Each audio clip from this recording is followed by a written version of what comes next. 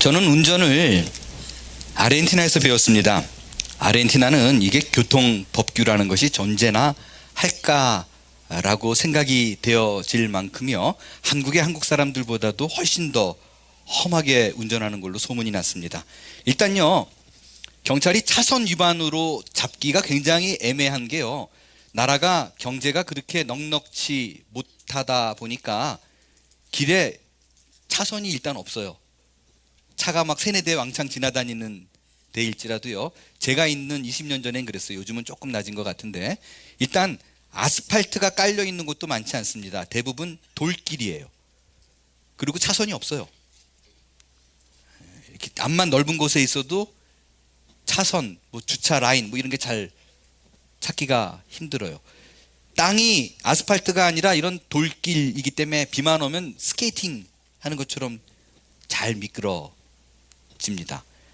그래서 이 도로 자체가 이렇게 차선이 별로 없기 때문에 경찰차도 이렇게 차선 위반이라고 이렇게 희미하게 보여요. 희미하게. 그러니까 경찰차도 이렇게 라인을 걸치고 가는 경우도 왕왕 볼 수가 있습니다. 로컬이 이러니 고속도로 나가면 말할 것도 없습니다. 아르헨티나가 한국의 25배 사이즈가 커요. 근데 인구는 한국보다 적어요. 4,400만. 그러다 보니까 이주에서 저주를 갈 그 중간에 사람이 없어요. 사람이 없어요. 사람이 없다라는 얘기는 경찰이 없다라는 뜻이에요. 경찰이 그 사람도 없는 중간 지점에 머물러 가지고 이렇게 티켓 끊을 일이 없잖아요. 출근하고 퇴근하면 끝이게. 그러니까 잘 보세요. 1600km를 가도 지난번 말씀드렸지만 길이 막 직진이에요. 끊임없이. 실제 그 버스 운전사들이 이렇게 졸면서 운전해도 그렇게 안 다친다 그래요. 왜? 직진이니까. 길이 직진이니까. 이게 사실이라고 얘기를 하더라고요. 자, 보세요. 사람이 없어요. 경찰이 없어요. 길은 직진이에요. 뭘 내기 좋을까요? 속도, 스피드 내기가 그래서 사실 참 좁습니다. 20대 중반에 제가 여러 주를 돌아다니면서 옷 세일즈 판매를 할 때 폭스바겐 제가 아주 조그만 차가 있었는데 밟고 끝까지 밟아서 185km까지 밟은 적이 있었어요. 115마일. 예. 그렇게 스피드를 즐기다가 미국에 20년 전에 왔어요. 아르헨티나 10년 그렇게 즐기고 있다가 20년 전에 미국에 왔어요. 제일 답답한 게 스피드를 못 내는 거였었어요. 운전을 할 때. 그래서 제가 지금 이렇게 더듬어서 생각을 해보면 미국에 와가지고 초반에 3년 사이에 티켓을 2번 끊은 것 같아요. 그 유혹을 못 이겨가지고 괜찮은 줄 알고. 예. 그리고 최근에 사실 하나 끊었는데 이거는 또 이제 캘리포니아가요, 여러분 아시지만 여기보다 이렇게 마일이 좀 높아요. 여기선 35마일 그런데도 거기 가면 한 10마일 정도 더 같은 사이즈인데 더 높아요. 그러다 보니까 잠깐 인지를 못한 사이에 작은 거 하나 제가 끊었어요. 근데 여러분 사실요, 크리스찬이 스피드로 티켓을 받는 것은 부끄러운 일입니다. 왜냐하면 그게 범법 행위잖아요. 결코 덕스럽지 않은 게 경찰한테 티켓 받는 거예요. 그런 관점으로 봤을 때 저에게 있어서 범법에 대한 가장 큰 유혹은요, 돈도 아니고 명예도 아니고 이성도 아니라 운전할 때 스피드입니다. 조금 더 제가 솔직하게 고백을 하면 아직도 제가 법이 규정하고 있는 스피드를 지키냐 그러면 어떨 것 같아요? 네, 자신이 없습니다. 예를 들어서 45마일 존이면 50마일이나 한 53마일, 50마일 존이면 55마일이나 58마일로 이렇게 가요. 그래서 많은 분들이 그 정도는 목사님 괜찮아요 그래도요, 누군가 뜬금없이 저한테 목사님은 법 잘 지키세요 라고 말하면 제가 이렇게 자꾸 떠듬 그러는 이유가 몇 가지 중에 스피드가 제일 마음에 사실은 걸려서 이렇게 자신 있게 대답이 안 나오는 것 같아요. 그래서 저는 지금 이 기도, 시험에 들게 하지 마시고 라고 기도를 하면 제일 마음에 걸리는 것이 경찰이 전혀 없을 것 같아 보이는 도로에서 스피드예요. 그 외에 다른 거는 좀 그래도 잘 지키는 것 같아요. 스탑 사인이라든가 보행자 우선이라든가 이런 거는 곧잘 지키는데, 하여간 이렇게 도로가 딱 아무도 없으면 와, 이게 밟고 싶은 유혹이 굉장히 아직도 있습니다. 오늘 주기도문 8번째 시간으로 살펴볼 말씀은요, 우리를 시험에 들게 하지 마옵시고 라는 제목입니다. 먼저 시험이 뭐냐? 시험에 들지 말게 하옵시고라 그랬는데 시험이 뭐냐라는 거예요. 질문 드릴게요.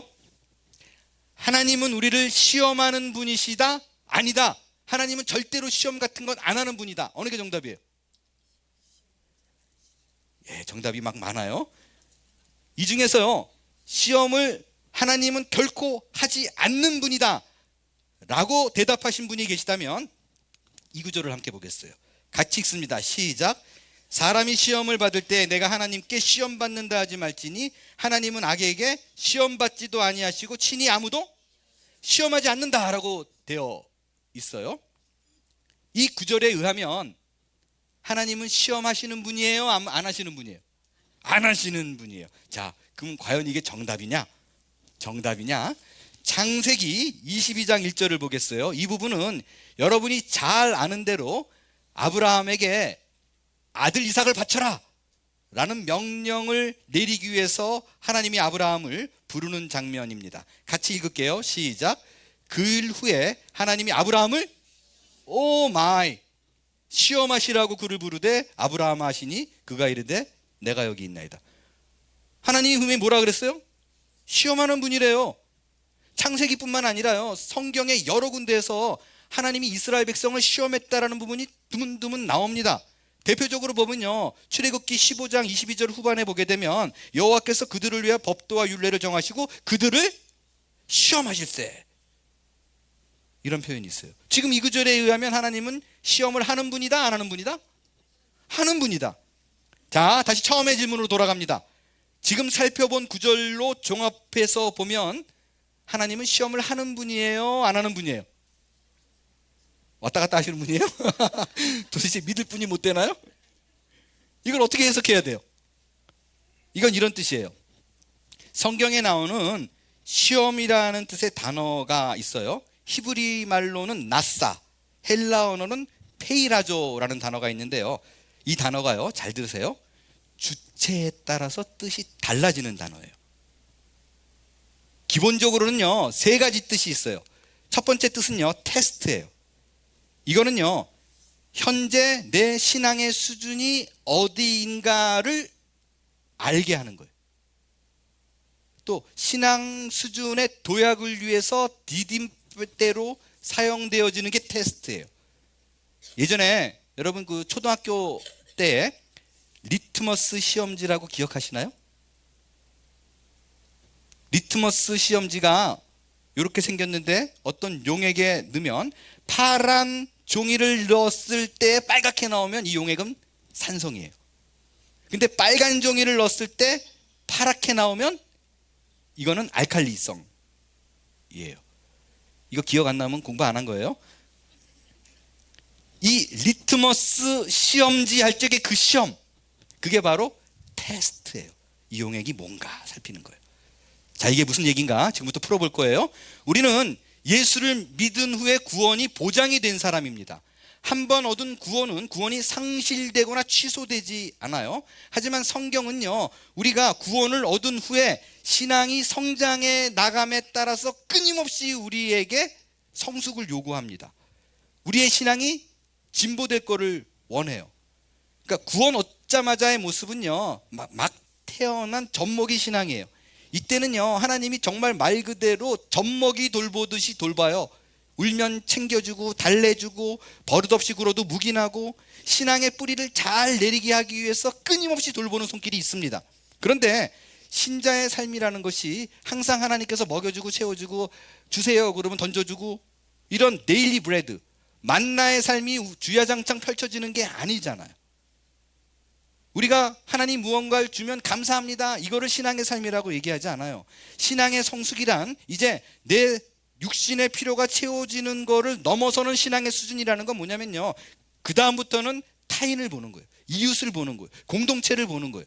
그래서 우리와 함께하는 자들이 같이 성장할 수 있도록 하나님께서는 우리에게 희생을 요구합니다. 말씀에 순종할 거를 요구해요. 그래서 신앙의 성숙이라는 것은 어떤 싸움이냐면요, 내 뜻과 기도의 제목들이 있는데 그것을 포기하고 내 인생을 통해서 하나님의 어떤 뜻을 이룰 것인가를 발견하는 거, 그것에 대한 끊임없는 갈급함이 있는 거, 그게 바로 신앙의 성숙이에요. 그러기 위해서 내 신앙의 수준이 지금 어디까지인가를 나로 하여금 알게 하기 위해서 하나님께서 이 시험, 테스트를 허락합니다. 대표적인 예가 앞서 말씀드렸던 아브라함에게 하나밖에 없는 아들을 요구를 합니다. 그 아들을 바쳐. 이 테스트를 통해서 아브라함, 네가 지금 어디까지 와 있어를 알게 하는 거예요. 쉽게 얘기하면 이런 거예요. 우리가 초등학교를 들어가요. 그러면 그때 처음으로 1, 2, 3, 4, 5라는 숫자에 대한 개념을 배웁니다. 시간이 지나면 1, 2, 3, 4, 5라는 숫자를 센다라는 개념에 더해져서 사칙 연산을 배워요. 더하기, 빼기, 곱하기, 나누기를 배워요. 그래서 열심히 그걸 연습합니다. 그 다음에 뭐를 해요? 얘네들이 요 숫자로 사칙 연산, 더하기, 빼기를 잘하나 못하나 중간고사를 봐요. 시험을 봅니다. 이 시험은요, 응시자들을 떨어뜨리기 위해서 존재하는 게 아니에요. 지금 네 상태가 어떤 거야를 알려주기 위해서 그런 거예요. 그러니까 이때 보는 시험은요, 어렵게 내가지고 무조건 다 떨어뜨리자가 아니라 네 신앙의 수준이 어디야, 네가 지금 어디가 구멍 나 있어, 어느 부분을 더 노력하고 공부해야 돼 라는 거를 가르쳐주기 위한 것이 테스트예요. 어제 새벽 시간에 제가 빌립에 대해서 공부를 했어요. 그때 이런 말씀을 드렸습니다. 예수님이 오병이어의 기적을 일으키기 전에 산에 올라가서 말씀을 전하다 보니까 무리들이 막 구름대처럼 몰려들기 시작한 거예요. 그때 빌립에게 물어보죠. 빌립, 사람들 무지하게 왔다. 이 사람들을 어떻게 다 런치를 먹일까? 어디서 떡을 사서 먹일까라고 묻습니다. 그때 예수님이 이렇게 빌립에게 질문하신 이유를 이렇게 얘기합니다. 요한복음 6장 6절 제가 읽을게요. 이렇게 말씀하시는 친히 어떻게 하실지를 아시고 빌립을 뭐하고자? 시험하고자 하심이라. 예수님이 빌립을 시험하고자 했어요. 자, 보세요. 예수님이 야, 이 떡 어떻게 먹을까? 라고 할 적에 어제 얘기했죠. 빌립이 뭐라고 얘기했어요? 이거 안 돼요. 이거 안 돼. 절대로 안 돼요. 부족해요. 뭐 이러고 얘기했어요. 이거를 예수님이 무슨 의도로 그랬냐면 시험이에요. 그래서 빌립에게 너는 신앙의 수준이 아직 거기다, 안 돼를 알려주기 위해서요. 근데 예수님이 지금 빌립을 시험했을 때 빌립이 정답을 말하면 제자로 끼워주고 정답을 말하지 않고 엉뚱한 소리 하면 잘라버리려고 이 질문한 거예요? 아니에요. 믿음의 수준을 확인시켜 주는 거예요. 마찬가지로요, 하나님께서 우리에게 어떠한 시험을 허락하실 때 그것이 구원의 반열에서 잘라버리기 위해서 좁은 문으로 들어가기 때문에 넌 안 돼를 구분짓기 위해서 한 게 아니라고요. 이 과정을 통해서 내 수준이 어는가, 그 신앙의 수준이 어디라는 것을 let me know, 알게 해주기 위해서요. 만약에 이런 생각을 해보자고요. 빌립과 마찬가지예요. 하나님이 아브라함에게 이삭 바쳐 그럴 적에 만약에 아브라함이 no 100세에 얻었는데 줬다 뺐다 이러게 해요. 이러고 만약에 안 바쳤어요? 어떻게 됐을까요? 그러니까 하나님이 이렇게 보다가 너 그럴 줄 알았다. 그리고 열국의 아비를 바꿉니까? 아니에요. 다행히 아브라함이 예스해서 복을 받았지만 그때 노했어도요, 하나님이 잘라내는 일 없어요. 어떻게 하시느냐? 분명히 몇 년 있다가 똑같은 시험 또 나타나게 해요. 그래서 네 함정이 그거야라는 걸 알게 해요. 아브라함에게 자기 아내 팔아먹는 일 2번 겪었잖아요. 그래서 여러분들 기억하세요. 우리 교회가 여러 가지 못마땅해가지고 뭐 사람이 싫고 뭐가 싫고 그래서 나는 딴 교회 가야지 그러고 가잖아요. 보세요. 똑같은 일 또 나타나요. 왜 그래요? 우리 교회에서 스트러글하고 막 힘든 부분들을 하나님께서 알게 해서 내가 그거를 이겨내야 돼요. 그래서 우리의 신앙의 수준이 올라가야 돼요. 그렇지 않으면 딴 데 가도 여전히 그 수준에서 그 문제로 아파하는 일에 걸리게 됩니다. 그게 성경에서 말하는 시험의 첫 번째 뜻, 테스트예요. 두 번째 뜻이 있어요. 시련이에요. 이거는요, 하나님이 우리의 신앙을 점검하고 연단하는 차원에서 시도하는 거예요. 야고보서 1장에 보면 이런 말이 있어요. 내 형제들아, 너희가 여러 가지 시험을 당하거든 온전히 어떻게 하라고요? 근데요, 기쁘게 여기라 그러는데 아이러니한 게 뭐냐면요, 여기 나오는 시험이 정확하게 앞서 주기도문에서 나온 시험에 들게 하지 마세요 라고 말하는 그 단어와 똑같은 단어예요. 페이라죠. 근데 주기도문에서는 하나님 난 시험 싫어요, 시험에 들지 말게 해주세요 라고 얘기하더니 여기는 시험이 오면 또 기쁘게 하래요? 무슨 얘기예요? 왜 같은 단어인데 전혀 다른 얘기를 하고 있는 걸까요? 이건 조금 전에 말씀드렸듯이 페이라조라는 단어가 갖는 특징 때문이에요. 이 단어는요, 주체가 누구냐에 따라, 쉽게 얘기해서 주어가 누구냐에 따라서 뜻이 완전히 바뀌는 단어예요. 그게 무슨 얘기냐고요? 그게 무슨 말이 가능해야 돼요? 가능키나 한 말이에요? 세상에 그렇게 복잡하게 말을 쓰면 어떻게 사람들이 이해해요? 이해한다니까요. 여러분이 몰라서 그렇죠. 영어도 그렇고 한국말도 그렇고 똑같은 단어인데 상반된 말로 쓰이는 단어가 꽤나 됩니다. 동음이어라고 얘기를 해요. 예를 들어서 영어로 볼게요. 여러분, 오버룩이 무슨 뜻이에요? 이 오버룩이 상황에 따라 전혀 반대로 쓰인다는 거 기억하시나요? 주로 쓰이는 게 그냥 못 보고 넘어가는 거예요. 그냥 쑥 지나간 거예요. 근데 여행하다가 보면 포로존 있죠. 거기에 뭐라고 써 있어요? 오버룩. 딴 데 가지 말고 여기서 봐라, 내려다 봐라. 그게 오버룩이에요. 그러니까 문장에 따라서 쑥 지나가는 게 있고 자세히 봐라. 오버룩 똑같은 단어인데 그렇게 써요. 영어 쓰니까 헷갈리나요? 한국말에도 그런 말이 있습니다. 특히 크리스찬 용어에 그런 말이 있어요. 뭐가 있을까요? 크리스찬 용어에 구속이라는 단어예요. 저는 예수 믿기 전에 구속은 제가 아는 유일한 뜻은 이거 하나였었어요. 체포하다. 근데 예수를 믿고 나니까 뭐가 있냐면 구원하다가 있네요.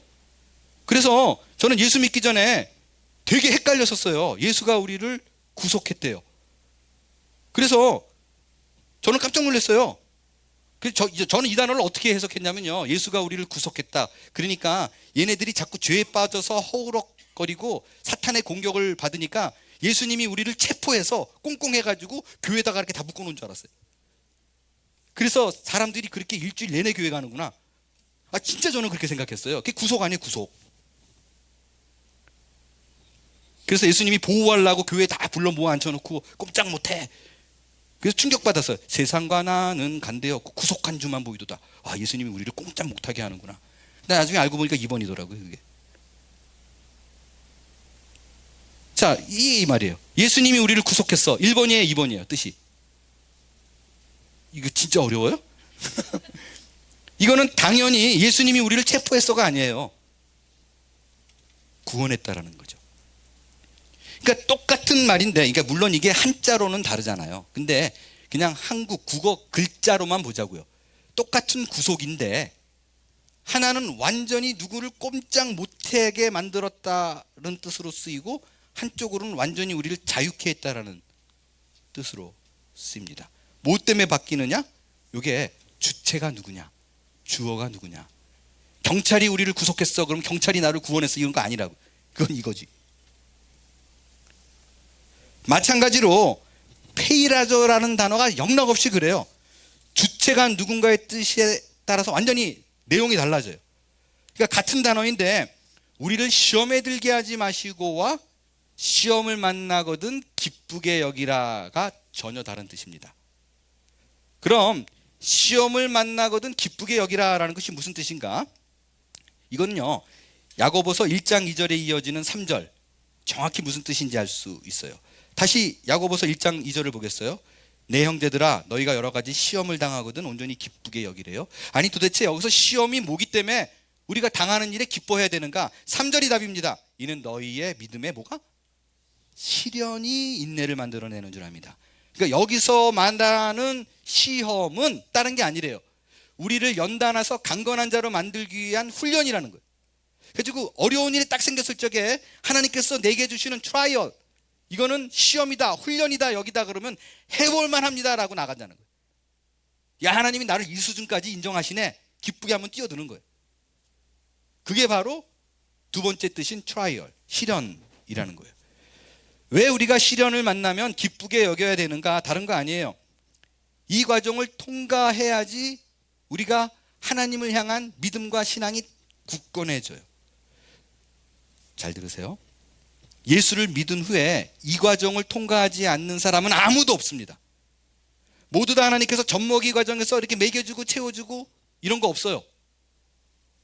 하나님이 정말 믿을만 한 분이다라는 인지가 생길 때까지는 끊임없이 이거를 하지만 그 뒤에는 젖먹이 신앙을 통과한 후에는 반드시 트라이얼, 시련을 우리에게 제공합니다.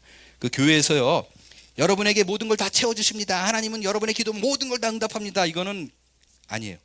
기복주의예요. 그건 잘못된 신앙이에요. 하나님께서 이스라엘 백성을 택하죠. 그래서 어디로 끌고 나가느냐? 광야로 끌고 나가요. 거기서 먹을 것이 없어요. 마실 물이 없어요. 왜 그랬는가? 그런 연단의 과정을 통해서 하나님만 바라보는 거예요. 야, 네가 살 길이 없구나. 요거를 만들기 위해서 하나님께서 반드시 요 트라이얼, 시련의 과정을 두게 만듭니다. 우리가 세상을 살아갈 적에 어렵잖아요. 힘들잖아요. 그땐 이건 이길 힘이 딴 게 없어요. 하나님이 함께인다, 이 상황을 지켜보고 계신다라는 그 믿음만이 나를 살리는데, 그 믿음이요, 참 아이러니하게 하나님이 모든 걸 잘 공급해줘서 편안하면 또 하나님을 안 찾아요. 새까맣게 잊어버려요. 내가 잘나서 그런 줄 알지. 근데 하나님께서 항상 요걸 톡 걸리게 만들면 그때야 비로소 아, 내가 아니군요, 하나님이군요, 그걸 알게 합니다. 이 시련이라는 뜻 자체가 국어사전에 이 단련이라는 말이 들어가 있어요. 그렇기 때문에 여러분, 시련은 아픕니다. 힘듭니다. 그러나 하나님께서 그 과정을 우리에게 던져주실 때 필요하구나, 하나님이 이거를 이기라고 그러는구나, 그걸 통과해 우리가 단단해진다는 거예요. 여러분 아시지만 제가 한국에 있을 당시에, 한국과 미국을 오고 가면서 사역을 할 당시에 허리를 다쳤어요. 많은 치료를 받았었는데 또 날만 하면 비행기 15시간 타고 또 돌아가고 이거를 계속 하다 보니까 많이 안 좋아졌어요. 그 상태로 제가 버지니아에 왔는데 좀 이렇게 힘들어도 버틸 수 있다가 또 교통사고가 났네요, DC에서.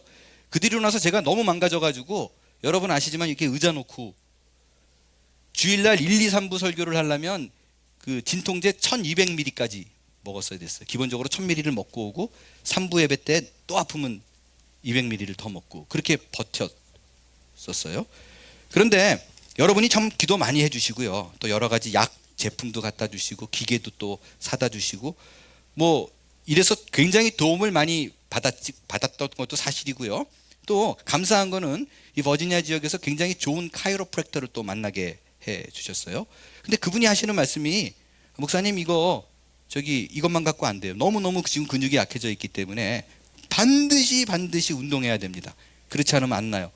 근데 카이로프랙틱 해보신 분은 알지만 이렇게 가가지고 몇 초만 참으면 되잖아요. 뚜두둑 그러면 이게 그러고 나서 이제 괜찮고, 그러니까 따로 특별하게 시간을 들일 필요가 없는데 운동은 할 때마다 아프잖아요. 막 찢어지게 아프고 일어나기 싫고 하고 나면 괜히 했다 생각 들고 뭐 이런 게 너무너무 힘들다고요. 근데 어쩔 수 없어요. 계속해서 그거를 해 나갔어요. 그러다 보니까 지금 뒤에 의자 없잖아요. 그렇다고 사실 뭐 다 난 건 아닌데 이제는 그 진통제 없이도 그냥 하루에 온전한 보행을 다 다닐 정도로 많이 회복이 됐습니다. 고통스러워도 해야 돼요. 고통스러워도 이겨내야 돼요. 이걸 스킵하려고 그러면 건강해지지 않는 거예요. 여러분 아시지만 짐에 가가지고 엿기 들고 막 그러면 이게 막 아프잖아요. 왜 그런지 아시죠? 으악 그러고 할 적에 근육이 찢어지는 거예요. 확 한번 찢어져요. 그리고 이게 아물면서 뚱뚱해지고 확 찢어지고 아물면서 뚱뚱해지고 이 과정을 겪어야 힘이 생겨요. 우리의 영적인 부분도요, 반드시 내가 신앙의 성숙으로 가기 위해서는 이 시련이 없으면 안 돼요. 아픈 게 없으면 안 돼요. 그럴 때 비로소 하나님께서 이래서 나에게 이런 어려움을 허락했구나, 이거를 근육이 찢어지는 것 같은 아픔을 이겨내니까 단단해졌구나를 알게 되는 거예요. 그래서 야고보 사도가 말한 시험을 만나거든 기쁘게 여기라. 이제 너는 하나님이 적어도 이 정도 수준은 된다라고 인정하는 거 아니에요. 그게 트라이얼이에요. 그게 두 번째 시험의 뜻입니다. 세 번째 시험의 뜻이 있어요. 템테이션, 유혹이에요. 이건요, 사탄으로부터 오는 시험이에요.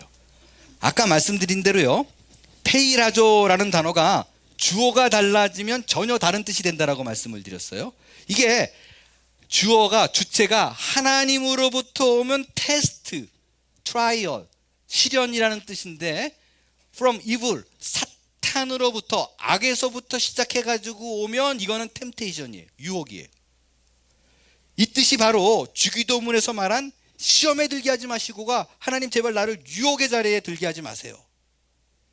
이게 바로 야고보서에서 말한 하나님은 아무도 시험하지 않아, 그 뜻이에요. 유혹하지 않아 라는 뜻입니다. 이 세 번째 시험, 즉 사탄으로부터 온 유혹이 과연 무엇이냐, 사탄으로부터 온 유혹이 과연 무엇이냐 라는 것을 가장 잘 보여주는 것이 성경에 나옵니다. 사탄으로부터 온 유혹의 대표적인 예, 어떤 게 있을까요? 마태복음 4장에 보면 예수님이 누구에게 시험 받아요? 마귀에게 시험을 받았다는 내용이 나옵니다. 그때 예수께서 성령에 이끌려 마귀에게 시험을 받았다. 마귀는 이불이에요. 악한 거예요. 그러니까 여기의 시험은 무슨 뜻일까요? 템테이션, 유혹이라는 뜻이에요. 이때 무슨 시험 받아요? 세 가지 시험 받죠. 육신의 정욕, 이생의 자랑, 안목의 정욕, 이 세 가지 시험을 받습니다. 이 세 가지 시험을 끝에 사탄이 예수님께 뭐를 툭 던지냐면요, 야 나한테 경배해, 그러면 이 모든 거를 다 줄게. 이게 템테이션이에요. 야 그게 뭐가 어려워, 그냥 엎드리기만 하면 다 줄게. 이게 템테이션.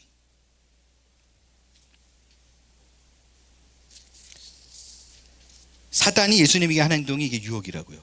이거는요, 마귀가 인간을 넘어뜨리려고 하는 시도이고, 인간이 욕심을 냈기 때문에 그걸 자극해가지고 죄악에 빠지도록 유도하는 거예요.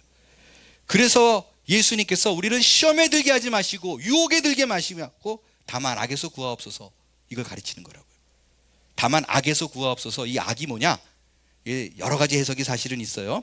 근데 이 단어가 남성 명사이거든요. 그래서 여러 가지 해석 중에 가장 적합한 건 이 악을 사탄, 마귀로 해석하는 것이 가장 적합하다라는 그 해석에 제가 동의를 합니다. 왜냐하면 말씀드렸지만 시험이라는 단어가 누구로부터 오느냐에 따라서 뜻이 달라지기 때문에 시험을 이기게 해주세요 라는 거는 from evil, 이걸 사탄으로 보는 것이 맞다라는 거예요. 근데 여기요, 재밌는 게 있어요. 제가 설교를 준비하면서 원어를 계속 들여다봤어요. 근데 한국말에는 나와 있지 않는 대꾸, 시적 대꾸, 패러럴리즘이 이 안에 들어있더라고요. 자 보세요. 우리를 시험에 들게 하지 마옵시고 다만 악에서 구하시옵소서. 뭐가 대꾸가 돼 있을까요? 뭐가 이렇게 극단적인 대조가 이루어져 있을까요? 어떤 말과 어떤 말? 좀 크게 얘기해 주세요. 예, 시험에 들게 하지 마시고와 또 뭐가 있을까요? 구하시옵소서. 예, 정답입니다. 요게 딱 대꾸로 되어 있어요. 요거를요, 원어를 제가 그대로 옮겨 볼게요. 그대로 옮기면 직역하면 이런 뜻이에요. 자 보세요. 우리를 유혹의 자리로 끌어들이지 마시고 오히려 악에서부터 우리를 끌어내 주소서, 이런 뜻이에요. 그러니까 끌어오지 마시고 끌어내소서. 이게 딱 대꾸를 이루어 있어요. 왜 이게 이런 뜻이냐? 시간 관계상 제가 다 원어의 깊이로 얘기 안 하겠지만 이게 전치사의 차이예요. 유혹에는 에이스라는 안으로라는 게 붙었고 악은 아포, 끌어내고 밖으로, 이런 전치사가 있어요. 그러니까 뭐 그렇게 있다고만 그냥 아시면 돼요. 아무튼 중요한 게 뭐냐면요, 이 대꾸를 잘 보면 분명히 끌어들이다와 끌어내다가 패럴리즘, 대꾸로 이루고 있다라는 거예요. 근데 잘 보세요. 저는요, 이 우리를 시험에 들게 하지 마시고 다만 악에서 구하옵소서라고 기도할 때마다 이런 뜻이잖아요. 그럼 굉장히 이렇게 찜찜한 마음이 들었어요. 왜냐하면 우리를 유혹의 자리에 끌어들이지 마시고라는 그 말 자체가, 그 전제가 뭐냐면 하나님께서 유혹의 자리를 우리를 끌고 들어올 개연성이 있다는 뜻이잖아요. 그러니까 하나님 제발 그런 것 좀 하지 마세요. 뭐 유혹의 자리가 있으면 이쪽으로 자꾸 이렇게 나를 끌어당기고 이런 거 하지 마세요. 설사 내가 그 안에 들어있다면 좀 끌어내 주세요. 그러니까 이게 되게 찜찜한 거예요. 유혹으로 끌어들이지 마시고, 그럼 하나님이 유혹의 자리로 끌어들일 수 있는 분이네, 이런 생각이 드는 거죠. 자, 여러분에게 또 질문합니다. 하나님이 그 유혹의 자리, 악의 자리로 우리를 끌어들이는 일이 있을까요, 없을까요? 있어요. 정답 말했어요. 하나님은요, 아까 말씀드린 대로 아무도 유혹하지 않아요. 시험하지 않아요. 근데 본인이 시험은 안 하는데, 본인이 유혹의 자리에 유혹을 하진 않는데 그 자리로 또 끌어가는 적은 있어요. 성경에 있어요. 어디 있을까요? 예수님이 아까 마귀에게 시험 받는 일이 있죠. 그때 그 유혹의 자리에 끌고 들어온 분이 누구냐? 성경에는 성령 하나님이라고 얘기해요. 그때 예수께서 성령에게 이끌리어 마귀에게 시험을 받으러 라고 얘기돼 있어요. 그러니까 하나님이 그걸 한 거예요. 유혹의 자리에 예수님을 끌고 들어간 거예요. 해봐. 근데 잘 보세요. 생각 좀 해보자고요. 예수님은 하나님이 그 유혹의 자리에 끌고 들어가도요, 이길 수 있어요. 100번 갖다 놔도 100번 이길 수 있어요. 왜? 예수님인데. 예수님이니까, 하나님이니까 이길 수 있어요. 그런데 우리는 아니에요. 절대로 아니에요. 우리는 그 자리에 들어가면 이길 수 있다는 거 꿈도 꾸지 마세요.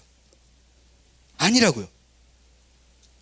그렇기 때문에 우리가 이 기도를 해야 되는 거예요. 우리를 어떠한 유혹의 자리에도 절대로 거기 데리고 가지 마세요. 절대 안 돼요. 그래서 여러분, 그게 재물이든 명예든 성적인 유혹이든 그 어떤 자리가 있을 때 나는 말씀을 들고 예수님처럼 가리라, 이런 거 하지 말라고요. 나도 이길 수 있다, 이거 하지 마세요. 제가 쇼핑 중독되어 있는 분에게 그런 얘기를 들었는데요. 뭐만 보면 그냥 무조건 사야 되는 분이 있었어요. 근데 이분은요, 제일 큰 유혹이 뭐냐면 메일박스 딱 열었을 적에 카탈로그가 들어있으면 그때부터 막 심장이 뛰기 시작한대요. 그리고 받아두는 순간 이건 다 살 거야. 이건 다. 그래서 그분에게 있어서 최대의 유혹은 카탈로그예요. 근데 그거를 보고 앉아있으면 안 된다고요. 그 유혹의 자리에 가면 안 돼요. 그러니까 어드레스 블락 처리해야 돼요. 메일링 못 오게.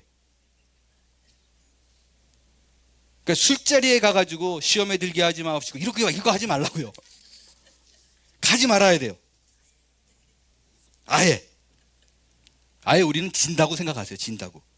그래서 하나님 앞에, 하나님 절대로 그런 자리를 나한테 주면 안 돼요. 그리고 끌고 오면 안 돼요. 거기에 우리를 끌어들이지도 마시고요, 행여 내가 실수로 거기 들어가 있으면 그 순간 나를 끌어내 주세요. 그게 이 기도예요. 이 기도를 입에 달고 살아야 돼요. 그렇지 않으면요, 여러분이 평생 힘겹게 쌓아온 공든탑이 한꺼번에 무너집니다.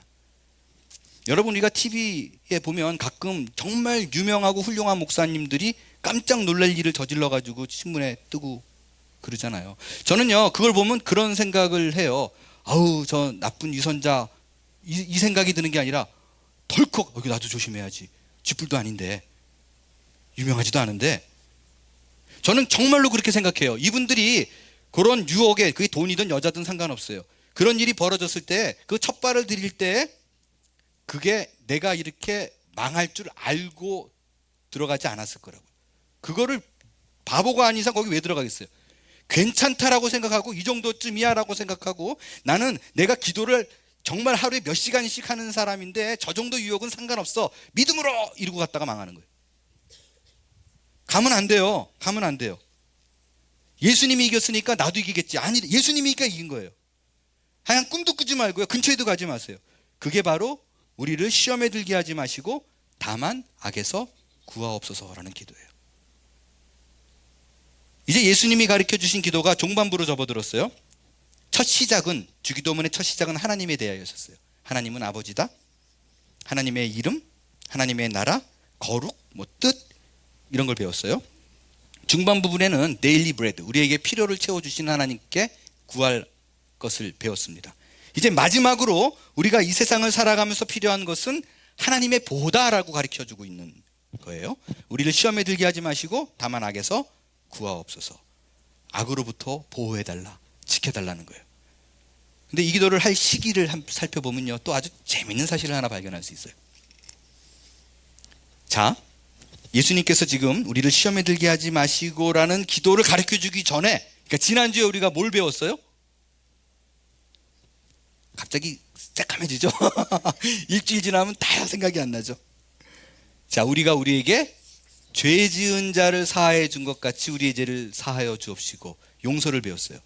그러니까 예수님께서 이 기도를 가르쳐 줄 때가 언제냐면, 우리가 모든 사람을 용서할 수 있다라는 그런 예수 그리스도의 은혜를 누릴 때예요. 다시 말해서 우리가 시험에 들기가 언제 적합할 때인가? 하나님 앞에서 통회에 자복하면서, 하나님 나는 죄인입니다, 나를 깨끗게 해주소서, 나이가 이제는 넓은 마음을 주사 누구든 끌어안을 수 있는 힘을 주소서라고 기도했을 때, 앞서 말씀드렸던 예수님이 사탄에게 시험을 받았을 그때도 딱 언제였냐면요, 예수님이 40일 딱 금식한 직후예요. 그래서 영적으로 가장 정결하고 하나님 앞에 딱 바로 서 있을 때에 사탄의 유혹이 시작이 됩니다. 많은 사람들이 이런 생각을 해요. 성령의 능력을 받고 기도를 열심히 하고 하나님을 향한 사랑이 내 안에 끓어오른다면 내가 이길 수 있다. 아니라니까요. 예수님도 가장 핫할 때, 그때 사탄의 유혹이 들어와요. 우리가 언제 시험에 드는가? 이제 여러분이 큰맘 먹고 내가 주일 예배에 절대 늦지 않으리라 라고 결심하면 꼭 그날 아침에 무슨 일이 일어나요. 부부쌤이나 트레스디아스 이런 데 다녀와서 이제 아내의 소중함을 느껴서 내가 이제 아내를 왕비같이 여기리라 라고 마음 먹으면, 예전에는 분명히 넘어갔는데 그때부터 아내가 바가지를 긁기 시작해요. 내 아내가 조강지처인 줄 알았는데 알고 보니까 싸우다 지쳐예요. 안 되는 거예요. 안 되는 거. 마귀는요, 세상에 그냥 널브러져 있는 사람들 건드리지 않아요. 거기를 좀 벗어나려고 하면 그때부터 바빠지지. 어느 분이 이런 글을 썼더라고요. 지어낸 얘기예요. 어떤 사람이 영적으로 충만해가지고 산길에 막 산책을 하면서 기도하면서 걸어가고 있었대요. 근데 어느 교회를 보는데 영적인 눈이 확 띄었어요. 근데 무슨 교회 지붕 위에 마귀들이 다 널브러 자고 있더래요. 그러고 보니까 창문에도 걸터서 자고 있고, 그리고 문 입구에도 자고 있고, 이게 무슨 일이야? 그러고 이렇게 문 열고 들어갔더니 목사님이 설교하는데 교인이 다 잔대요. 성가대도 자고, 안내하는 사람도 자고, 다 잔대요. 그러니까 마귀가 할 일이 없는 거예요. 이 교회는 이렇구나 싶어가지고 또 걸고 한 반마일쯤 가다 보는데 어느 한 교회는 또 보니까 마귀들이 바쁘대요. 막 지붕 위로 올라갔다 내려갔다, 창문으로 들랑달락, 문으로 들랑달락, 앞문으로 갔다 뒷문으로 갔다, 막 서로 셀폰 치고 난리가 났더래요. 무슨 일이야? 그러고 들어갔더니 목사님이 설교하는 족족 아멘 아멘, 그리고 찬양할 적에 인도하는 사람도 막 열받고 반응하는 사람도 폭발적이고, 마귀가 바쁜 거예요. 마귀가 바쁜 거예요. 마귀는요, 은혜를 받고자 노력하는 자에게 호시탐탐 기회를 누립니다. 베드로전서에 보면요, 마귀가 우리를 노리는 것을 뭐라고 표현했냐면 우는 사자와 같이 삼킬 자를 찾는다 그랬어요. 왜 울까?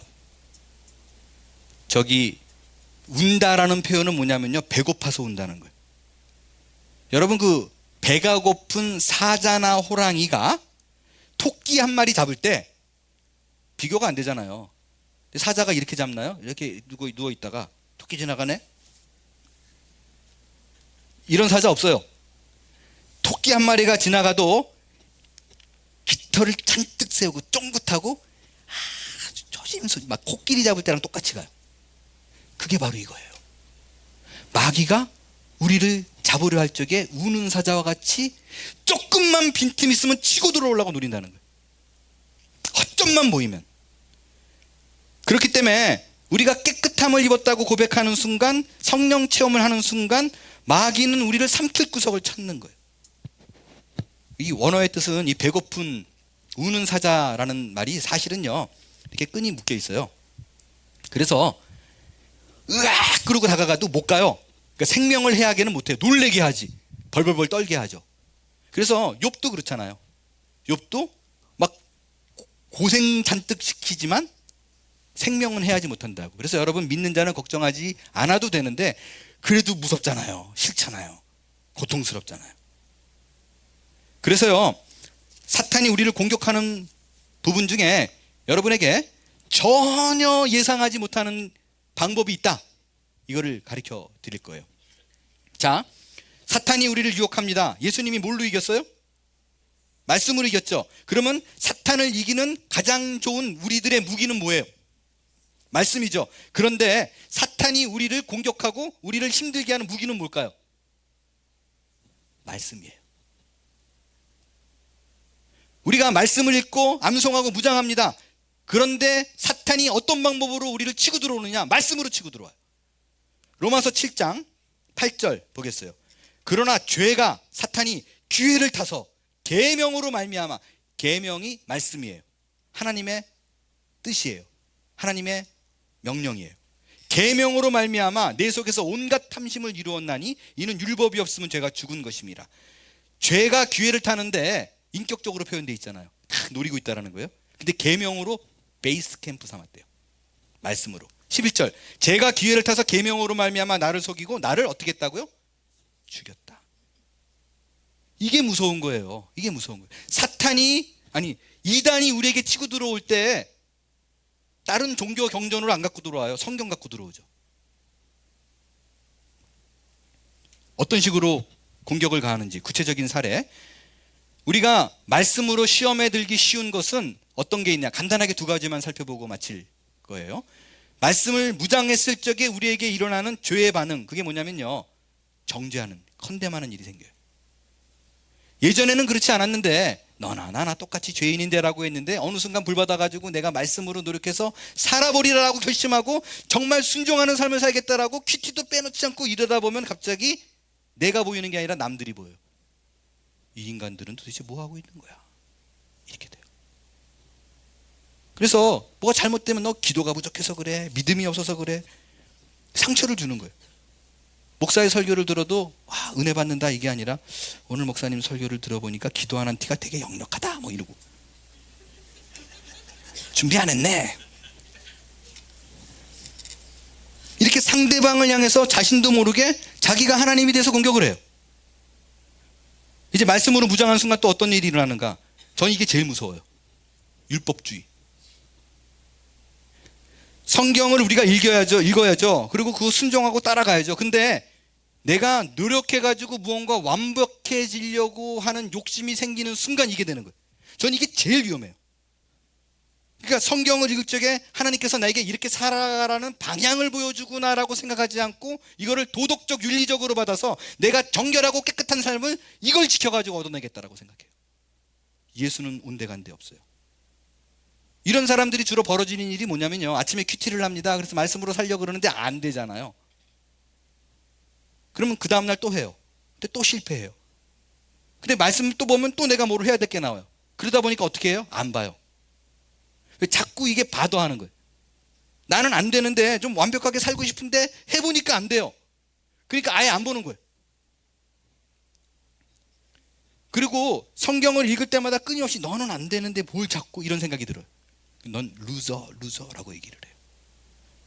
여러분, 죄를 깨닫게 하는 건 성령님이시지만 우리로 하여금 너는 실패했어라고 말하는 그 소리는요, 죄책감을 느끼게 하는 건 결코 하나님으로부터 온 소리가 아니에요.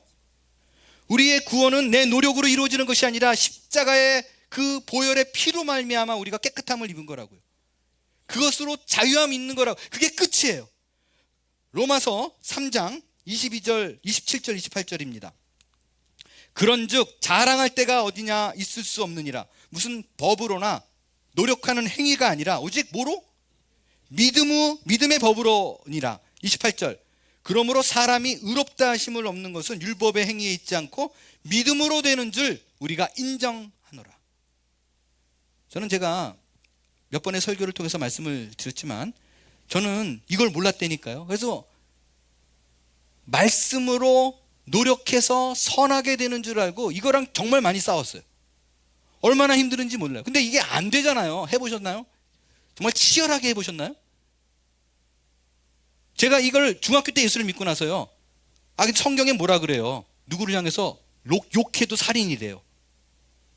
이게 안 되잖아요. 중학교 때였는데요, 이땐 또 얼마나 또 감정이 막 울퉁불퉁 컨트롤이 안 될 때예요. 누가 미워가지고 막 욕했는데 이거 잘못했네 싶어가지고 회개하면 5분 있다 또 다른 애를 욕해요. 이게 안 되는 거예요. 이게 저를 올감해가지고 너무너무 힘들게 하는 거예요. 나중에 강박신경증까지 왔어요. 그래서 내가 괜히 예수를 믿어가지고 이 고생을 하지, 불교로 있었을 땐 편했는데. 그러다가 어느 날 내가 노력해서 하는 게 아니라 강권적인 하나님의 은혜, 예수 그리스도 십자가 보혈로 구원받았다는 걸 아는 순간요, 여러분, 조금도 과장이 아니라 제가 춤을 췄다니까요. 근데 중학생이 죄를 지면 얼마나 짓겠어요. 근데 그게 나를 너무 옹울감해니까 너무 힘든 거예요. 한 3년을. 로마서 8장을 읽으면서요, 저는 정말 울었어요. 그리고 제가 교회를 뭐라 그랬어요. 왜 이걸 안 가르쳐 준 거야? 내가 이러면서. 가르쳐 드릴 때 잘 들으세요. 로마서 8장 1절 2절입니다. 그러므로 이제 예수 안에 있는 자에게는 결코 뭐가 없다고요? 정죄함이 없대요. 예수를 믿는 그 순간 우리는 죄로부터 자유함을 입었다는 거예요. 누군가 너에게 있어서 너는 애가 맨날 그 모양이니, 너는 애가 인생이 왜 그 모양이니, 이런 말을 안 한다는 거예요. 여러분이 회개 기도하는 순간 하나님이 갑자기 짠 등장해가지고 너 그 기도 지금 4728번째 하는 거야. 도대체 애가 변한 게 없니? 이런 거 안 한다고요. 정죄함이 없다고요. 이는 그리스도 예수 안에 있는 생명의 성령의 법이 죄와 사망의 법에서 너를 해방하였습니다. 사막에서 막 물을 마시는 것 같았어요. 감사와 찬양과, 하여간 정말 이렇게 목을 누가 이렇게 꽉 쥐고 있는데 그걸 풀어놓는 느낌이었어요. 여러분, 오늘 이 아침에 예수를 만날 수 있게 되기를 바랍니다. 기독교는 예수가 다예요. 기독교는 도덕과 윤리가 아니라 예수가 다라고요. 이 예배의 자리에 와서도 그분을 만나지 못하고 내가 오늘도 착하게 살아야 되겠다라고 결심하면 굳이 여러분은 예수를 믿을 필요가 없다고요. 죄를 졌어요? 회개해야죠. 내가 누군가를 향해서 죄를 졌다면 반성하고 회개하고 사과해야죠. 그런데 날마다 쓰러지는 이 문제로 인해서 괴로워하지 말라고요. 하나님께서 회개 기도할 때마다 저 인간 한심하게 저거 맨날 그런다고. 절대로 안 그러는 거예요. 왜 그런지 아세요? 성경은 그렇게 얘기합니다. 우리의 죄가 주홍같이 붉을지라도 눈과 같이 희어지리라. 하나님이 우리 회개 기도를 하면 너 그거 몇 번째인데라고 얘기하는 것이 아니라 처음 듣는 것처럼 얘기한다는 거예요. 왜? 우리 죄를 사였기 때문에, 잊었기 때문에. 그 말씀 앞에 담대함과 당당함으로 설 수 있는 저와 여러분이 될 수 있기를 바랍니다. 그 이유로 예수님께서 우리에게 가르쳐 주신 기도가 우리를 시험에 들게 하지 마시고 다만 악에서 구하시옵소서. 그게 이 기도임을 기억하시고 모든 유혹을 이길 수 있는 현재의 어려운 시련을 잘 감당할 수 있는 저와 여러분이 다 될 수 있게 되기를 바랍니다. 일어나 찬양하겠어요.